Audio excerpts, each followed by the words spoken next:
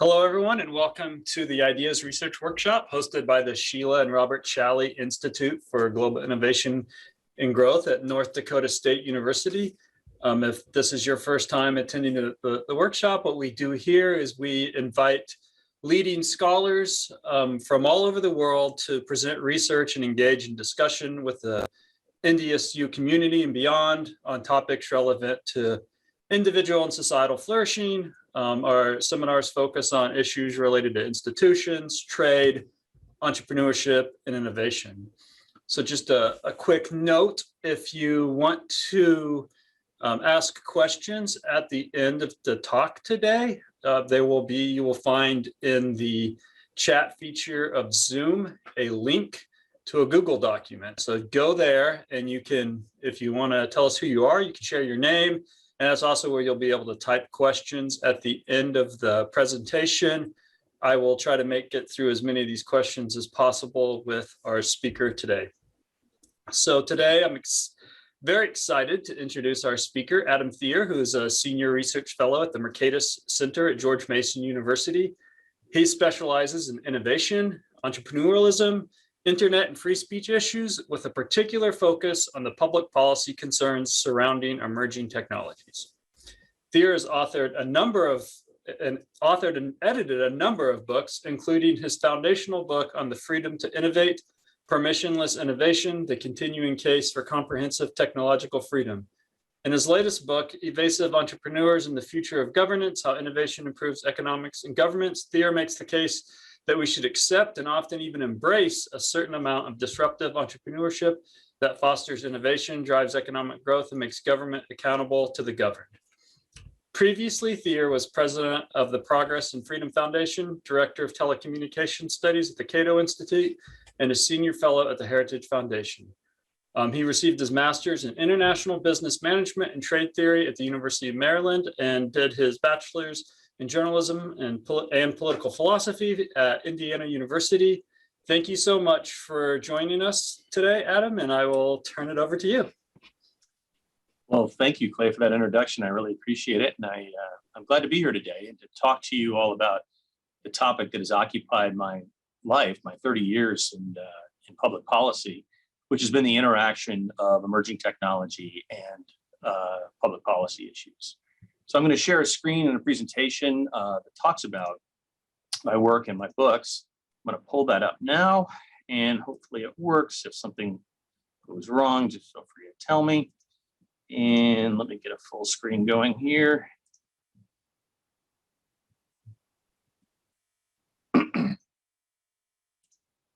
All right.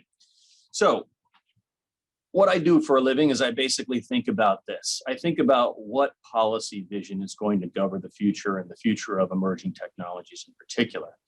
The specific technologies that I spend most of my time on these days, the list is always changing, of course, and over the last 30 years, it's changed radically. When I first came to the DC area in the early 1990s, nobody had even heard of the internet. And to be a tech analyst back then basically meant you were an old analog media and telecom guy or gal, and that was me. But then life changed with the internet. It really did change everything, and all of these new issues came online, including the ones you see here, and the ones that I focus on most of the time are the ones there in the middle related to AI and robotics, smart cars, drones, things like that. But I dabble in all of these fields with the exception of really crypto, which is something I leave to some of my colleagues.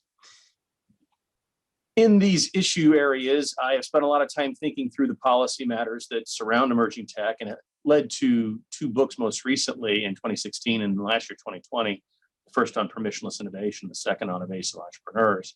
And the objectives of these books were to first and foremost to identify what are the leading arguments against progress or technological innovation or the general freedom to innovate.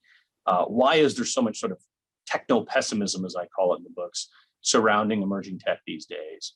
And then second, there was an objective to basically come out with a sort of positive vision to defend progress and innovation from these attacks by techno-pessimists.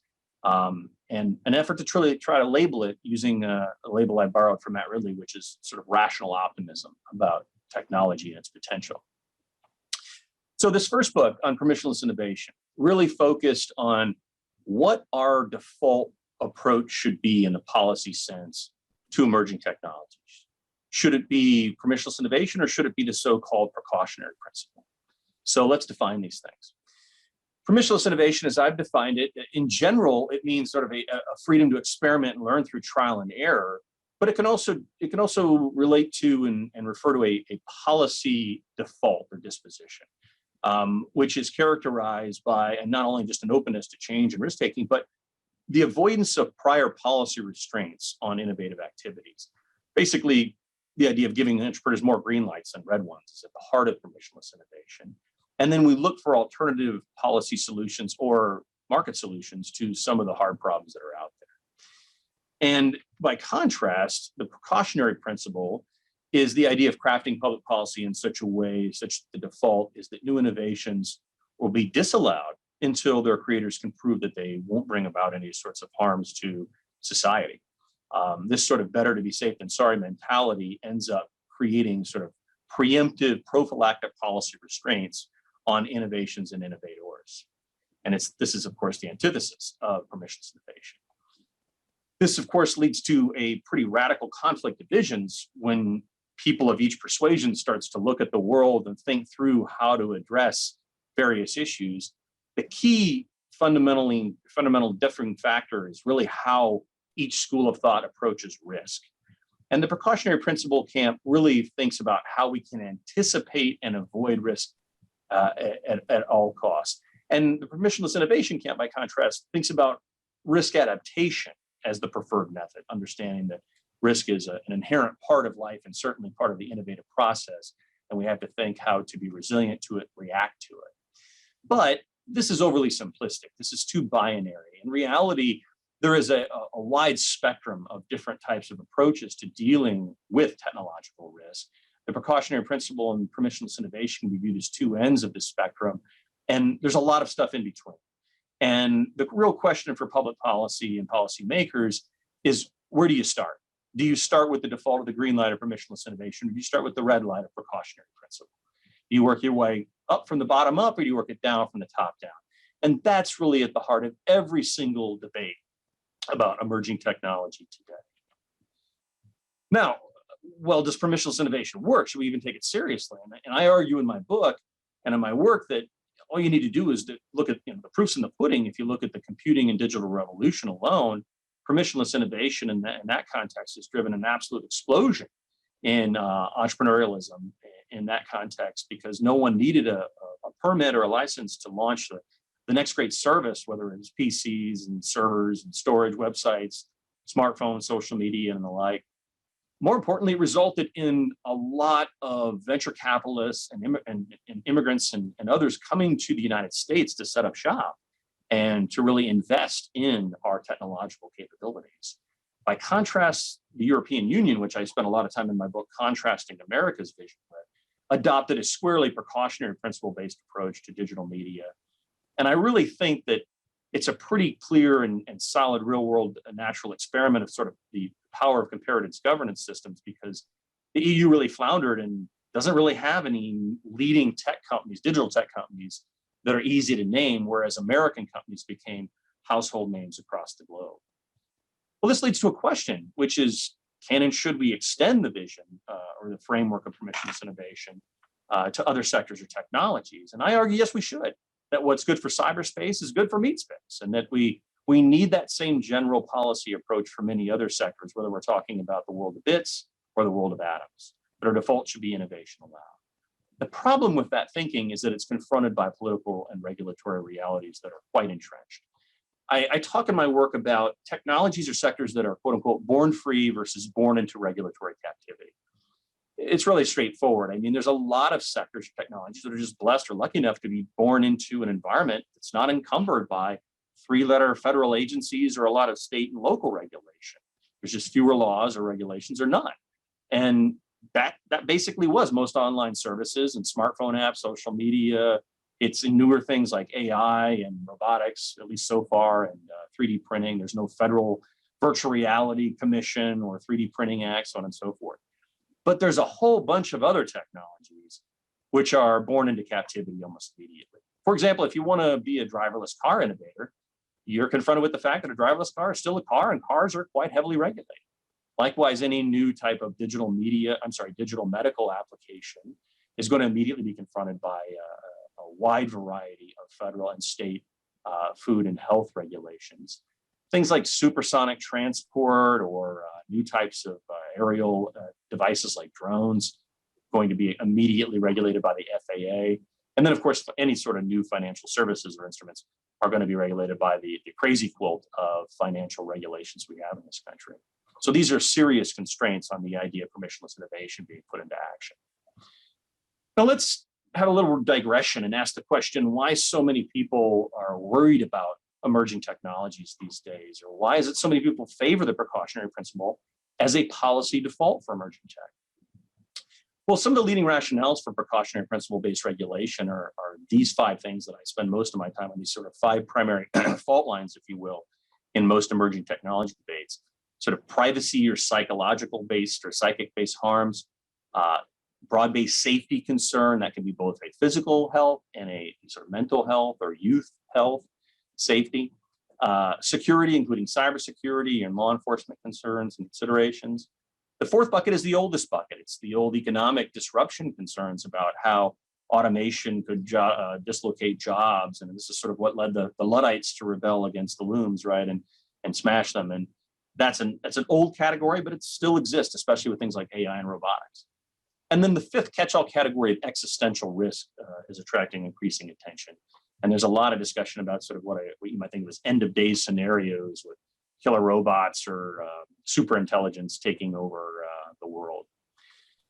Well, what drives a lot of this techno-pessimism, first and foremost, is the fact that it is all over the academy in terms of the academic writing in the field of science and technology studies. I've done surveys of the leading texts assigned in various science and technology programs, and it's just all really dripping with dystopian dread about the future. The titles of these things alone, techno-creep, future crimes, the internet is not the answer, click hill to kill everybody, voluntary enslavement. It sounds pretty bad. And indeed, these books make out the worst case scenario and all call for precautionary constraints on innovation. And then, of course, you look at news media, and bad news continues to sell. It always has, and it probably always will. But when it comes to technology, techno-panic dominates the day. I'm not going to read all of these headlines. You can just look at some of them, including that big bold one. It's okay to be a Luddite. Yes, that's actually a headline in Slate. And there's many, many others like that. These are just some of my favorite Time magazine covers for the years going back to my childhood of all of the sort of moral panics and techno panics we've seen there. But the most important form of techno-pessimism is really popular culture. It's hard to name a single movie or television show or anything else, or even a novel, where technology is at the center of it that isn't, again, dripping with dystopian dread on every page. I mean, you always hear analogies to like, oh, this is like the Minority Report movie. This is like Terminator. This is like an Orwell thing. This is, whatever else. And this is really, I think, the fundamental and least discussed driver of techno-pessimism in our modern world. So what do all these techno-pessimists say? Well, these are actual quotes. Again, I'm not going to read them all, but they're pulled from mostly those academic books, but also some of those newspapers and media clips, talking about how the sort of evils of innovation just being a cult of convenience and giving us stuff we don't need. There's always a lot of talk about information overload and all the variants thereof. There's a lot more discussion now about how we're seeing the re-engineering of humanity, or how we're getting into a world of so-called mindlessness because of digital tech, and that AI and robotics are going to become, quote unquote, dangerous masters. So this is, again, what you see in those leading texts that I flashed up there a moment ago. But let's ask this question.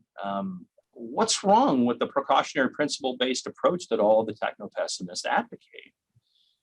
Well, it took me a lot of years to bring it down to one line, but really I think the fundamental problem with the precautionary principle comes down to this, which is that if we spend all of our time living in constant fear of worst case scenarios and then premising public policy upon those worst case scenarios, it means that many best case scenarios can never come about.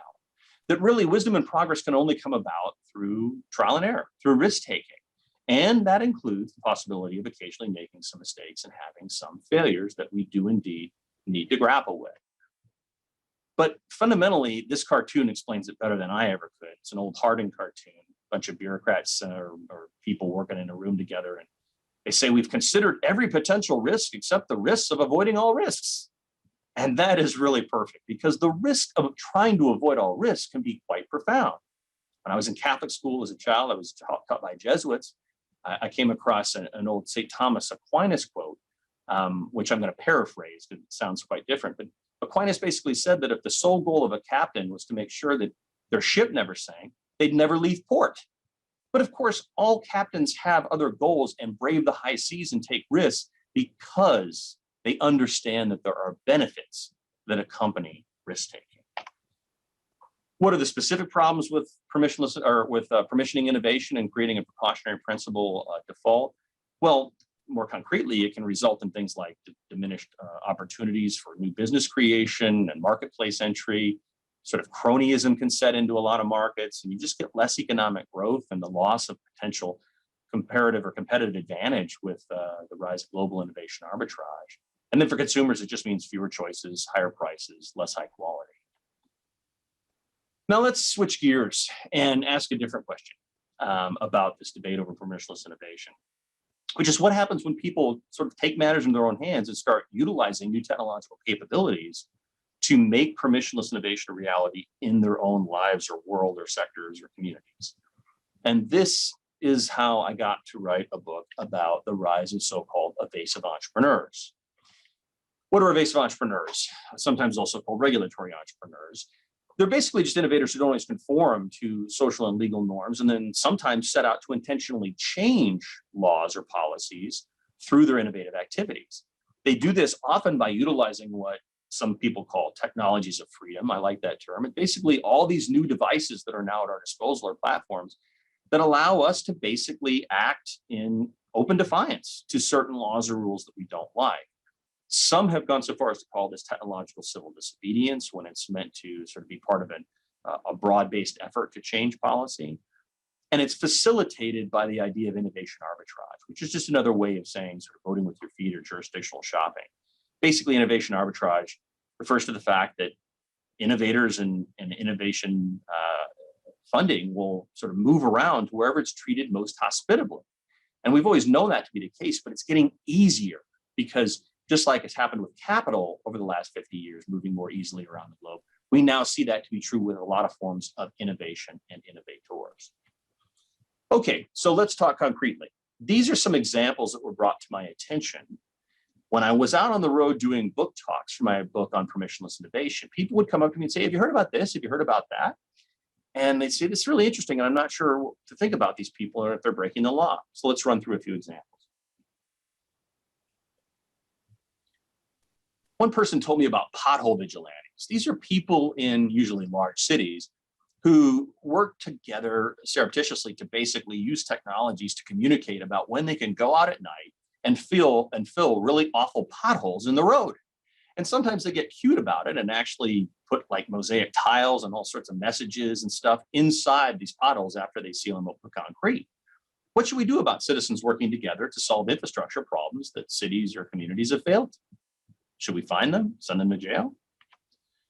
How about drones? And specifically the question of private drones that we might use for something like photography. Drone wedding photography is becoming a big thing these days. A lot of people are going to weddings and putting drones in the air and taking pictures of the wedding party. Is that illegal? Technically, it kind of is under FAA regulations. But here's what's funny. It's more illegal if you do it for money than if you don't. And that seems strange because shouldn't it be just as risky, if not more risky, to do it for free if your drunk uncle throws a drone in the air at the wedding versus a professional photographer who's probably insured? And yet that's the way sort of FAA rules work for drones. It's easier if you do it as a hobby or non-commercially than if you do it commercially. What about this example?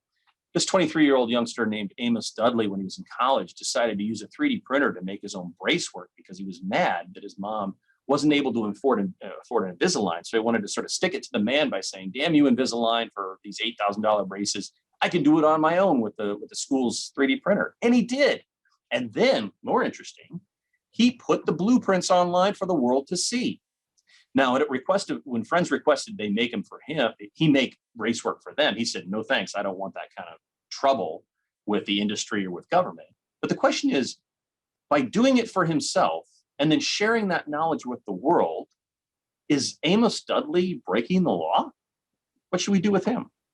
Or what should we do with these folks? And I've actually personally gotten to know these folks quite well in Enable, which is a group of volunteers who use their 3D printers and open source blueprints to create prosthetics for children with limb deficiencies. I've been to conferences where children have been fitted on the spot by volunteers, and basically they'll make a hand for a child any way they want. I saw kids running up to people saying, can you make me a Wolverine hand or an Iron Man hand? And they did it in the same colors. It was amazing. And yet, this is clearly illegal under FDA medical device regulation. Should a group that utilizes 3D printers and open source blueprints to make non-commercial prosthetics for children be held criminally liable for that activity? Here's an even more profound example of that. There are parents who got tired of waiting around for better diabetes monitoring devices for their children with diabetes. So they got together and, utilizing their own knowledge about how to essentially hack off-the-shelf technology, created something called Night Scout, which is a sort of superior way of monitoring insulin and delivering insulin through insulin pumps. Well, you see by their motto, their hashtag there, we are not waiting. They're not waiting for FDA approval. And so the question is, are these folks criminals, or are they just good parents who love their children and want to do something to help them?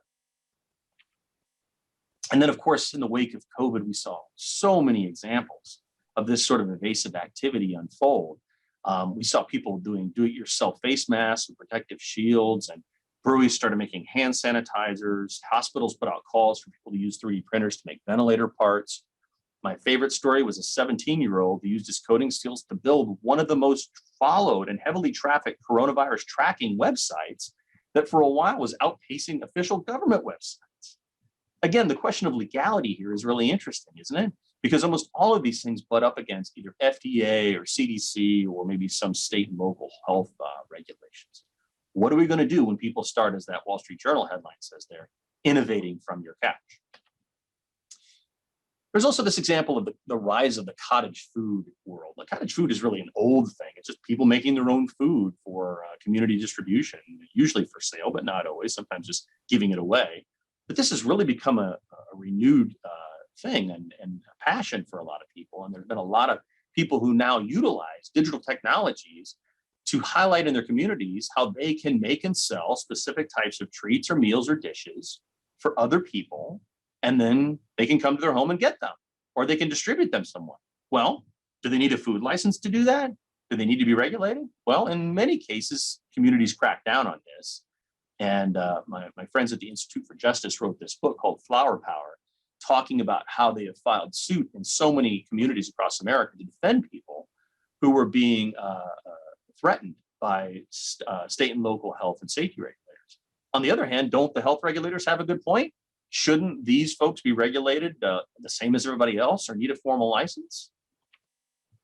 Of course, there's the story of Uber, which you've heard about a million times. I don't need to retell it, but what happened in New York is particularly interesting, because in Uber, in a fight with Mayor de Blasio, literally overnight, Uber retooled their app to have a special button at the bottom of the slider so that when you were looking for cars, you slid into something called de Blasio mode, where it showed you no cars available on Manhattan Island. And it said, this is what's going to happen if Mayor de Blasio gets his way.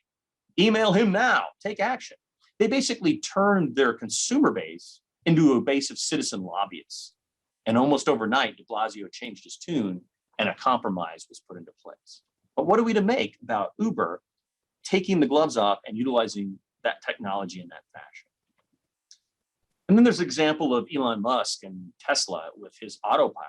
People haven't really spent enough time thinking through this, but what's amazing about what Tesla does is that if you look on their website, or a few of you may be lucky enough to own a Tesla, I'm not, but if you look on the website, you can see the overnight build, sort of the software that's uploaded to your car while it sits in the garage without you even doing anything every night. And you can see all of the updates that are happening in real time. Well, at one point, Elon Musk just announced on Twitter, oh, hey, by the way, last night's upgrade had an autopilot in it that allows you to take your hands off the wheel for brief periods of time. Well, this is essentially a questionable violation of federal motor vehicle safety standards. Although there were no federal motor vehicle safety standards on autopilot because it was a brand new technology that came out of nowhere. And then he did it again and again and again. And other innovators did it as well. And in this case, the rules, the regs just never dealt with it. And at least to this day, nothing's ever happened to Elon Musk or Tesla for doing these overnight builds and innovating on the spot in real time. And then, of course, finally, what may be the most powerful example, and the one that I'm actually least familiar with because I just don't do a lot of research on it, which is the rise of Bitcoin, blockchain, and cryptocurrencies. This has really been a really amazing story to watch over the last decade. And we should not forget that Bitcoin began in 2009 as sort of an act of technological civil disobedience when a nameless programmer, well, Satoshi Nakamoto, a pseudonym for someone else, freely gave this idea of the world and basically said, go and do interesting things with it, including shaking up financial markets. And this has, of course, led to a world of decentralized networks and marketplaces that are multiplying rapidly across the globe as evasive entrepreneurs continue to utilize these technologies to challenge various public policies. So, is this behavior defensible? Well, hell, I could spend an entire hour talking about the ethics of evasive entrepreneurialism. And if you read my book, you'll find a whole chapter on it. So I'm only going to say this much, which is that I think there's a very powerful case for defending these acts of evasive entrepreneurialism and permissionless innovation. I think we should at least tolerate a certain amount of that evasive activity because of these three reasons. First and foremost, I believe it can expand the range of life-enriching innovations available to society.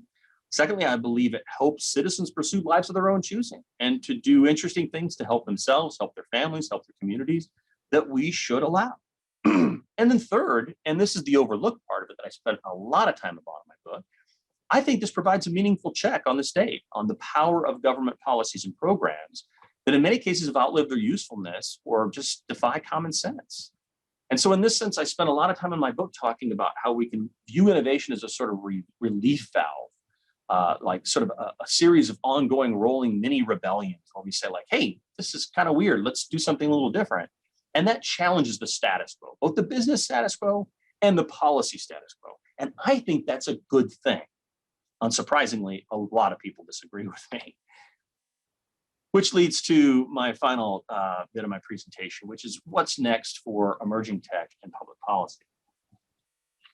So you'd have to be asleep under a rock to not know that my enthusiasm for technology is not shared with many other people at this particular moment, especially in Washington, D.C. and its state capitals. In fact, we're witnessing a growing techlash unfold in the United States and globally at the federal and state level currently. Just to name a few things, in Congress right now, there is just too many bills to count, multiplying, that would try to modify liability norms for digital platforms to make them essentially more liable for content that third parties place on their systems. That sort of activity is protected by an obscure provision of the Telecom Act of '96 known as Section 230, which provided immunity to digital intermediaries so that they would not be litigated out of existence or regulated out of existence for third-party contributions made by average Americans. And that's been a huge part of the success story of the internet and digital revolution in the United States. But that's under attack. And there's no doubt we're going to see some sort of Section 230 and liability reforms come out of Congress at some point here down the road, I believe.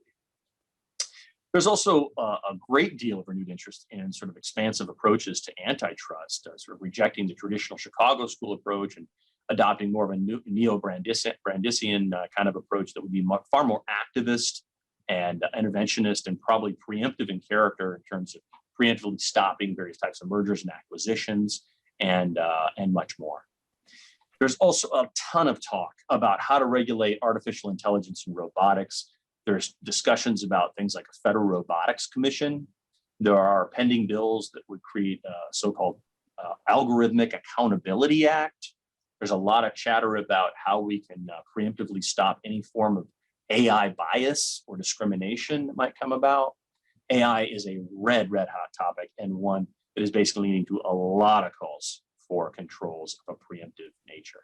At the state level, we see almost as much activity, specifically on privacy There have been a flurry of bills in recent years in Washington, Illinois, Virginia, elsewhere, that would really start to heavily regulate online data collection.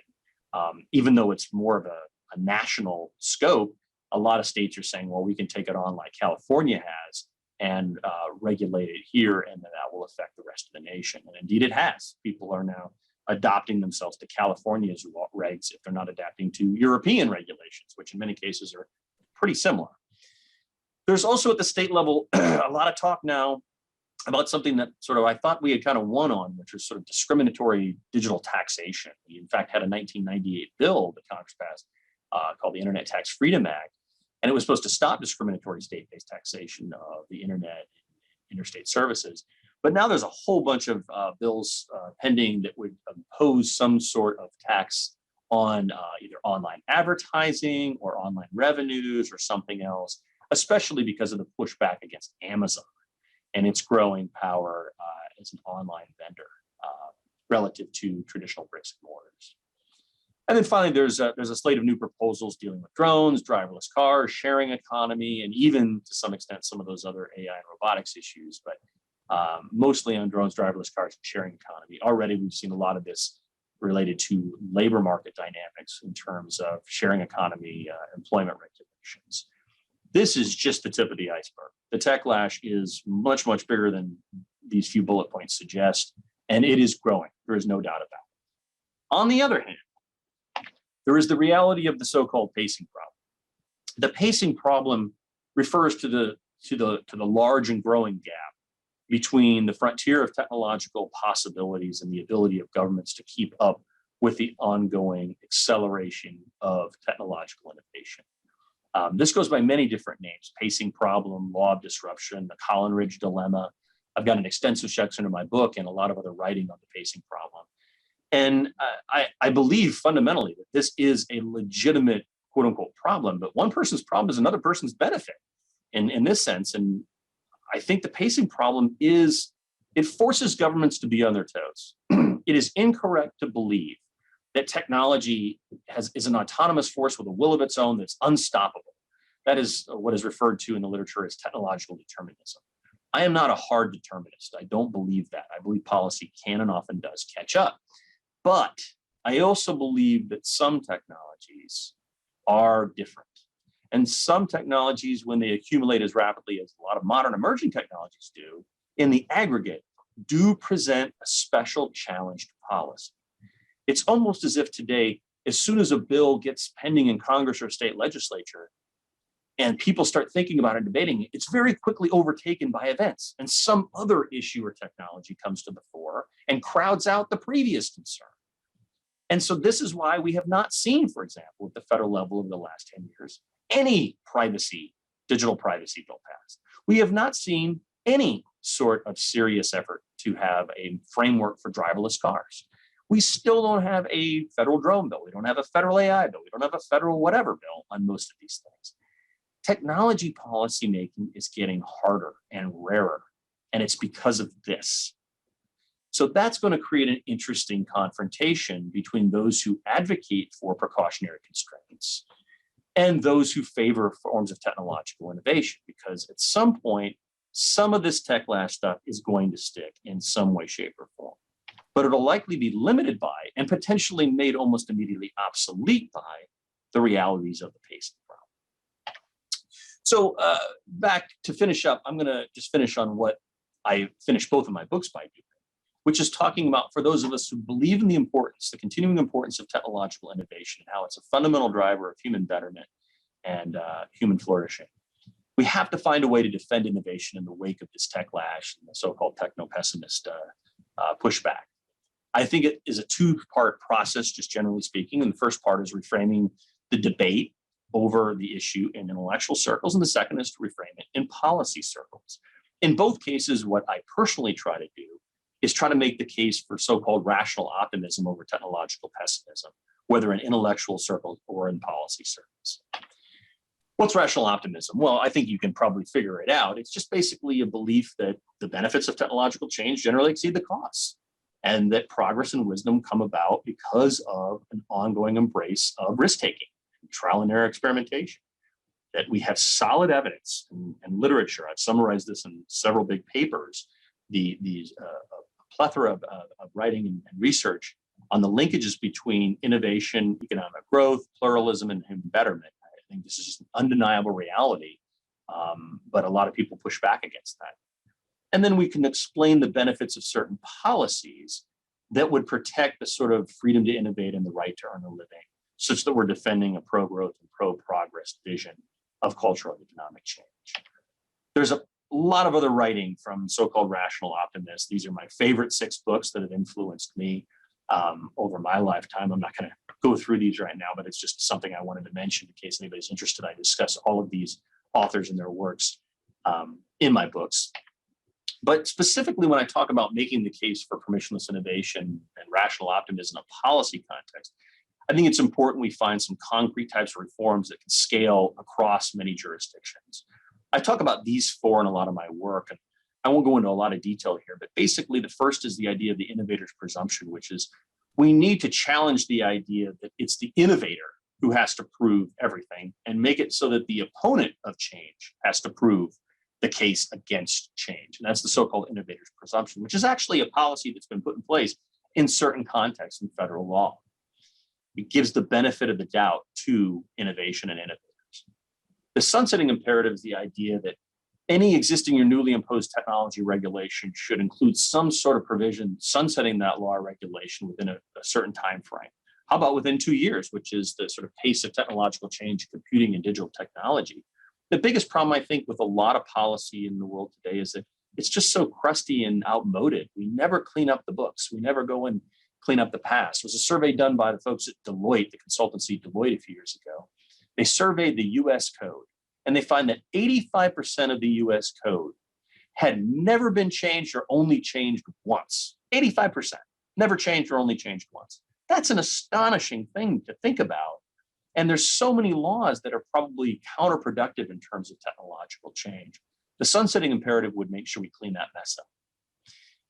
The parity provision is something I thought up because one of the special problems in the field of technology policy is what happens when the new confronts the old. When new technologies or industries or sectors come to town, old companies, industries, technologies, or professions fight back vigorously and vociferously. And they always use the so-called level playing field argument. And they say everybody should be regulated the same and they ought to be regulated just like us, being in the more heavily regulated old model that they've already sort of paid the cost for. Well, I think we should reverse that presumption. I think we should reverse it and say that no, sure, we should have parity. We should level the playing field. But we should level the playing field in the direction of more freedom, not more repression. And we do that through something I call the parity provision, which is basically we would put into law the idea that any operator offering a similarly situated product or service should be regulated no more stringently than its least regulated competitor. I modeled that after, in the field of trade policy, what's called most favored nation policy, which is something I spent a lot of time with my youth as a trade analyst dealing with, is MFN. And it's a brilliant way to open up markets by utilizing this exact principle with tariffs. Well, we can do it with innovation as well through the parity provision. And then finally, this is not something I thought of, but this is something that has been getting more popular in a lot of states. It's a so-called right to earn a living movement, which is really an effort to target all of the inefficient, crusty old occupational licensing rules and regulations.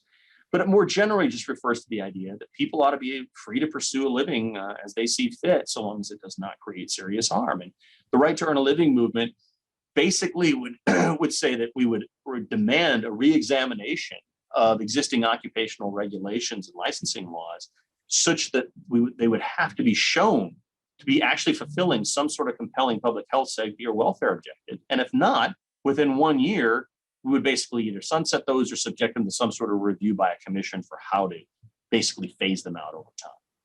This is something we at the Mercatus Center at George Mason University do a ton of research on, documenting the cost of occupational licensing and barriers to entry in various fields, stopping innovation from happening. But we need to marry that up with the right to earn a living movement and make a broader push, in my opinion, policy-wise, to make that a success. Well, that really is going to bring me to the conclusion of my talk. I'll just leave you with my 2 favorite cartoons I've come across in 30 years of being confronted with opposition to technological change. My favorite of all time is this picture of the old caveman, wheeling this wheel in front of the old crowd, and they're saying, no wheels here, no technology. No. Protests against new technologies have always been with it. It's had a long history. And then there's this one I found recently of the light bulb being led to the gallows with the candles watching on happily. The point of these cartoons is that we always are going to be confronted with arguments against technological change and progress more generally. But generally speaking, progress prevails. And it's not to say that there aren't going to be problems, not to say that we can't take those risks seriously and even have a lot of public policies that address them. But there's a right way and a wrong way to do it. And the wrong way to do it is to impose preemptive restraints that basically suffocate any ability to have any new progress and innovation at all. We need to find a better way, and that's the focus of a lot of my work, is finding a more constructive way to address those issues. With that, I'll wrap up. I'll be happy to answer any questions that you might have, and I'll turn it back to Clay. Thanks, Adam. That was great. Really fascinating and important topic, obviously. So we do have a number of questions in the Google Doc, but I always reserve the right for the first question. So I'll go first. I mean, one thing that I'm a psychologist, as you know, one thing that stuck out to me early in your presentation, which I actually think a lot about in my own work on, because I study motivation and self-regulation, is, when you had all the like the sci-fi stuff and the movies, and how there's this kind of culture of like fear of the future, right? Fear of technology, and it's always, not always, but it's often cast in sort of the worst case scenario. There does seem to be something about human nature that's the brain's naturally a little bit conservative, right? And worries about the unknown, and there's a model, that I work with that thinks about like that. Like, when do people feel more comfortable exploring and taking risks? And when do people prefer to pull back and become more vigilant and slow moving? And in psychology, we often think about that related to things like psychological security. Like, when I feel safer or more comfortable, more supported, I'm going to take more risk. I'm going to feel a little bit more willing to take risk. If the world seems chaotic and uninviting or dangerous, I'm going to prioritize feeling safe. And so I was just wondering if you had any thoughts on that at the cultural level. Like, have there been times when in history, like what decades or periods of history would you say things were good, and we had more of a culture of being, letting people take risks, versus, we pulled back and we became more defensive? And does that map onto things like war or other, political concerns or lack of social trust or any of those issues, if that makes sense? Absolutely, it makes sense. In fact, it's the heart and soul of what I spend most of my time on, which is really comes down to the idea of innovation culture. How do we nurture it? What are the prerequisites you need? What are the building blocks thereof? The work of economic historians like Deirdre McCloskey and Joel Mokur has been really crucial on this. But the absolute best book, I'm looking over my shoulder, I'm going to grab it. The absolute best book on this is by Calusas Juma, called Innovation and Its Enemies. He was up at Harvard. He used to work at the UN. Unfortunately, he passed away a couple of years back, but he left us this wonderful book about why people resist new technologies. And it gets right to the heart of what you're asking, why is it some cultures at certain times are more accepting or even embracing of innovation and risk than others? And it's a really hard question to answer. Clearly, part of it has to do with policy, but not all of it. Sometimes there are just cultures that by their very nature look upon failure as a deep stain. And others are just like, in America, a lot of entrepreneurs, especially in like the Silicon Valley culture, they brag about their failures. They wear them like a badge of honor. Like, oh, do you remember when I lost $5 billion on that? That would never be heard in maybe say like Japan. It would be viewed as something with shame. And that's an interesting thing. Japan's an innovative culture, but it treats risk-taking with a little bit more skepticism than America does. And certainly in Europe, at a macro level, risk-taking is viewed with deep suspicion, so much so that the precautionary principle has been instituted into law by the EU in many contexts. And that has not been the case here in the US. But there's so many other little pieces that influence this in our culture, in our society. And what's amazing about America is that we produce so much technological pessimism through our popular culture and our movies and our shows and our media and our books. And yet we're the most innovative planet on earth. That's a strange one to confront and explain. And yet maybe the reason for so much activity on the techno-pessimist side is because of all the success on the optimist side, right? Maybe one drives the other, and that's why we have so much of it. But yeah, Clay, to answer that question more fully would require a lot more time. And I know we have other questions, but I think that if folks look at the work in particular of Deirdre McCloskey's trilogy on these issues, and then Joel McCur's lifelong work on this, where he talks about how innovation and technological progress is like a plant that needs to be nurtured, and that you really have to take great care with it because it could die really quickly. And we've seen innovative cultures come and go. And Kalista Stumo's book talks about really amazing innovation that happened in some cultures like China, and then doesn't. It's just gone. And then it comes back. And it comes back under unusual circumstances. The growth of the Chinese Communist Party, at least in neoliberal theory, should not have led to the amount of innovation we've seen there. Is that industrial policy, or is it a culture of risk-taking being embraced by the Chinese, or both? These are hard questions to answer and to pull out each thing and figure out which one contributes most. Yeah, no, those are great points. I wrote down the book you showed us. So I'll definitely look into that because, yeah, I even think about things like, some of the work by Jonathan Haidt and Greg Lukianoff, who was our last idea speaker on the coddling of the American mind, and some of the idea that we might have some real risks in our culture to the extent that we're over promoting safetyism among young people, and that could influence these types of things. But as promised, I'll get to the questions from the Google document. So the first question is, are there industries where there is more dangerous risk and the precautionary principle may be more appropriate than permissionless innovation? Yep, absolutely.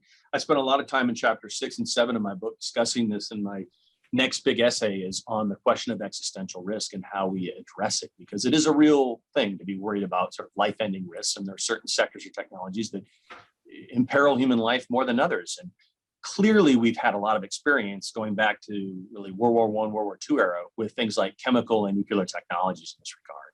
And we have been confronted with the question of how to address so-called dual-use technologies that certainly do have beneficial commercial purposes and uses, but also have a corresponding horrific potential militaristic use, or just a more broad-based sort of concern about how it could be, how things could go wrong with chemicals and nuclear technologies. And hence, we have adopted a precautionary approach. So much so that it's almost impossible, even in the United States, to even get a permit to create a new nuclear power plant. And that's really kind of troubling in a world where we're trying to find alternative energy solutions. And we've got a pretty amazing one with nuclear power. With chemical weapons, we had to do something after the horrors of World War I. We came up with an approach. It was an international treaty and a Geneva Convention to try to enforce it, but we really didn't do a lot of formal enforcement on that. We also have a nuclear non-proliferation treaty that attempts to deal with proliferation of nuclear technologies or weapons in particular. That generally has worked. In both of those cases, though, the question is, can that model apply to newer technologies like AI and killer robots, right? Which are going to be far more diffuse and sort of bottom up in character. Remember when I was showing you the slide of the folks that are working with Enable to create, prosthetics for hands? Well, there's people who are making those robotic prosthetics now, making them very sophisticated. And at some point you wonder, like, well, when are they going to build a full-blown Iron Man suit, and what are the ramifications of that?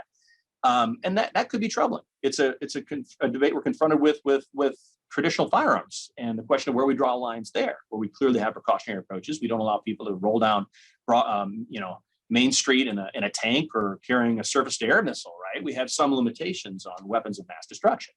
So yes, absolutely. The answer is we need to have a precautionary approach when the risks are real, immediate, irreversible, and massively destructive. If we can find those things to exist in other contexts, we might need to adopt a precautionary approach. It is really, really difficult for some technologies, however. Not everything is like nukes and chemical weapons. Like robotics, what are we going to do? Stop general purpose R&D for robotics? on the theory that somewhere down the line we'll have killer robots? Well, we could, but we could also have life-saving robotic technology or driverless cars. We want that. We want that. This leads to a whole debate that I can't get into right now about forms of anticipatory governance and whether they need to be regulatory or if they can instead be based on so-called soft law approaches, sort of multi-stakeholder approaches among sort of a coalition of the willing in a less restrictive fashion, but maybe an equally effective one by all sorts of countries and nonprofit organizations and concerned people and companies coming together and creating best practices and sort of guidance approaches to like, hey, this is a problematic use of robotic technology or AI. This other stuff you want to do, fine. But here are the things that are sort of verboten. The question is, should they be flatly illegal? Now, that's where this debate, really hits the fan. And I don't know how that's done internationally. Unless you have a UN ban on robotics or certain types of, and I don't think that works. I think there are too many outliers who just say, we're going to go do our own thing in China, Russia, or Iran, right? And you don't want to leave ourselves here and other democratic countries without the technological capabilities or base to respond to those threats, which is why I did not sign on to a letter that was brought to my attention, said, Adam, would you sign on this letter about a global ban on killer robots? I said, hey, man, I don't want killer robots. Get those things out of my face. Who wants killer robots? But the problem was in practice, it kind of meant, if you looked at the devilish details, we're talking about undermining our scientific research and development capability to research the matter here in the United States. We don't want to go there. That's absolutely the wrong approach. We need to know what the capacity and capabilities of our enemies might be, or the worst case users might be, in order to counter them. So a flat ban, if that threatens that, because we know the Chinese and Russians and Iranians are not going to necessarily live up to the ban on killer robots, right?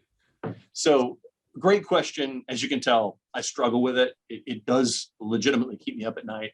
Wonderful new book out on this called The Precipice by Toby Ord, O-R-D, who's at Oxford University. He and Nick Bostrom are the leading figures in the field on this.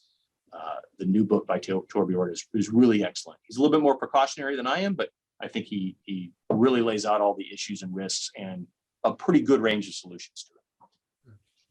Yeah. No, I want us to get the Iron Man suit first.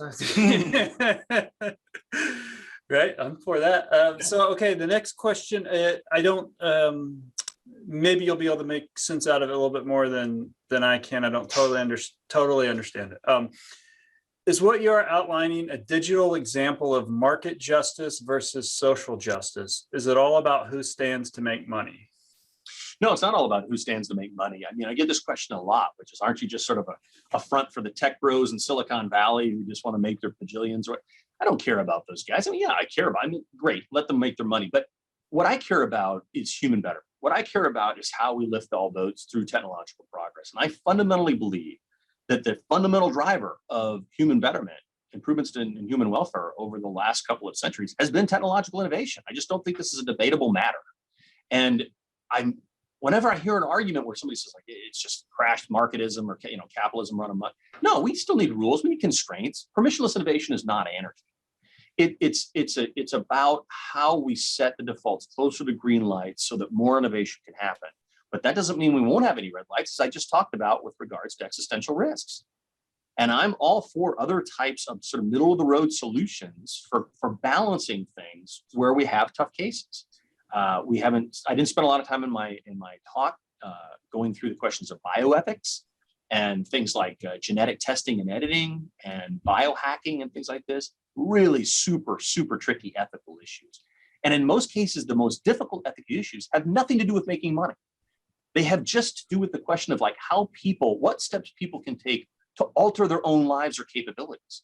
If I create a special concoction at home of certain types of vitamins and minerals, whatever, to like make me stronger or hack my body to give myself certain types of capabilities, I'm probably violating some federal law, but I'm not doing it to make bajillions. I'm doing it because I really want to better my own life, right? So it's not all about just markets and money. That certainly does come into play. It's about, are you going to be able to live a life of your own choosing, and what kind of a willingness do we have to allow people to innovate in really interesting ways that include the ways that might have risk associated with it. Yeah. I think that's why the question confused me a little bit, because I don't see I don't see it market justice versus social justice. In fact, in a lot of ways, a lot of the examples you provided, I think you could make a kind of social justice argument that people are trying to better their lives, better the lives of people in the community. A lot of times it's people like even the like braces example you had of like somebody who's like, this is a matter of, I can't access, I don't have the financial resources to access something, but I could innovate something myself. In the book, I tell the story of the 4 Thieves Vinegar Network, which is a bunch of folks who got together to concoct alternative drugs to deal with certain types of ailments or problems that people have, what they believe the pharmaceutical industry is charging exorbitant, outrageous money for. And so they've come up with their own sort of homegrown concoctions to deal with things like certain types of seizures or shocks that people might have, and treat them with sort of homemade concoctions. They do it free of charge. They put the blueprint online, say, make it at home yourself. What are we to say about that? These people are basically anarcho-socialists. Right. And they, should we bring down the hammer on them? Some of those people have died, but they've injected themselves with crazy stuff and they've died, right? It's not to say there's not a danger. Right. It's just to say it's not all about money. Yeah, no, yeah, good. That's a good point. Yeah. Okay, next question is permissionless innovation. If permissionless innovation deals with risk adaptability, what does that look like? For example, we are now discussing how social media companies should adapt to new risk dangers on their platforms. Well, a lot of it comes down to giving the presumption to the idea that innovation continues to be good, but we do have serious problems that need to be dealt with. There is a serious problem of misinformation on social media services and platforms today. There's no denying this. One can debate how much of an influence or effect it has on our democracy. I'm not going to get into that right now. I'm just going to say I do take the problem seriously. However, what are we going to do? Are we going to say like we need to have like a new modification of the First Amendment so that the government can come in and police truth? Well, tell me how that plays out, and who does that? Who's the Ministry of Truth? Who defines truth? This is a really difficult question philosophically, and always has been. And we generally are skeptical in the United States of the idea that some sort of government body or officials can do that. We have very limited ability to do that. So what's an alternative? An alternative might be a so-called soft law solution where we, again, utilize a combination of best practices or multi-stakeholder processes to bring people together to say, can we formalize a set of guidelines for what might constitute hate speech or domestic terrorism? And then can you enforce those against a baseline that is transparent and open for people to see and understand? That is still not going to make everybody happy. There are going to be some people, especially those who might get accused of being guilty of hate speech or domestic terrorism, are going to say, wait a minute, I got free speech rights, right? Which is really what happened when President Trump was on Twitter a lot, and a lot of his followers really pushed that line and probably went over it. This is an undeniable problem in an age of information overload and information abundance. The biggest problem we face today is also a blessing, which is that when I was growing up and we had 3 television stations, 1 local newspaper, and a couple of radio stations, we had media scarcity. We lived in a world of information poverty. We now live in a world of information abundance where every man, woman, and child and your damn dog and cat can have their own Instagram account, right? My cat actually has an Instagram account. I'm embarrassed about that. I'm telling you. The bottom line, though, is in that world, it's really hard to just police at scale. Yeah. This is the problem of content moderation at scale, it's called.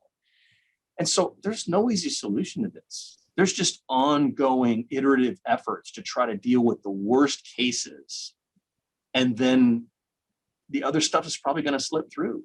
And that's hard. I mean, there's no easy way out of that. There's no Goldilocks formula for getting it just right when it comes to content moderation. Somebody's going to be pissed at the end of the day. Yeah, no, that's a good point. I mean, even something as simple as like entertainment. I mean, if anyone who's grown up in like a small town or rural town or whatever, pre-internet, just something like accessing a movie, right? Like if your video store didn't have it, so now I think about you can get on Netflix and have at your fingertips world cinema. Like you can watch, obscure independent movies from Asia that you would have never had access to before. So I like the framing of it that you got to think about the blessing side of it too. Yeah. For sure. Okay. So I think we have time for one more quick question, if that's okay. Sure. And then we'll let you go. Do you see a risk of regulation becoming so aggressive that evasive entrepreneurship is no longer possible? Great question. I get that question a lot. Absolutely, I do. I mean, governments can be quite repressive, and they can only, they can get to the point where they only allow innovation in certain limited contexts. And this is really China's techno-authoritarian model. I mean, within the confines of the Chinese Communist Party, you have the ability to innovate in a very small, narrow way according to their sort of plan or their vision. If you cross that line, they hit you hard. Ask Jack Ma, who runs the biggest digital media platform, Alibaba in China, how he feels about the Chinese approach, because he went silent for about 3 months and we weren't sure if he was alive, because he challenged state regulation and said we're overly regulating various types of sectors of technology. And boom, they came down with a hammer, and now they've got a whole new antitrust regime they're imposing on Alibaba and his companies. And that's not permissionless innovation, folks. And that's what could happen to evasive entrepreneurs and to permissionless innovation if we do see the techlash grow into a sweeping regulatory movement.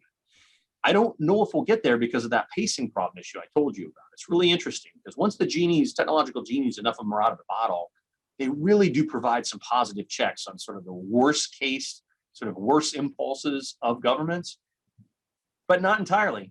I mean, what I don't believe is there's a lot of libertarian-minded people who believe in sort of what I call sort of technology as sort of liberation theology. Like, technology shall set us free. Blockchain will free us. I'm embarrassed to say there was a moment in my young life as a young man in my 20s where I really thought that about encryption. And there was a big battle with the federal government about encryption, crypto freedom. And we won. We beat the government back on this, and we won cryptography freedom. And I was like, that's it. We're going to have privacy. We're going to have freedom. And say, not so much. Mea culpa on this one. I mean, what the government did is law enforcement just basically backdoored everything. They basically said, we'll just go knock on some big corporate door and say, we'd really like to have access to all your records, or better yet, we'd like to plug some surveillance devices into your closet over there. Can you look the other way real quick while we do that? And oh, by the way, we won't regulate you on this other thing you're worried about if you just kind of play ball with us on this.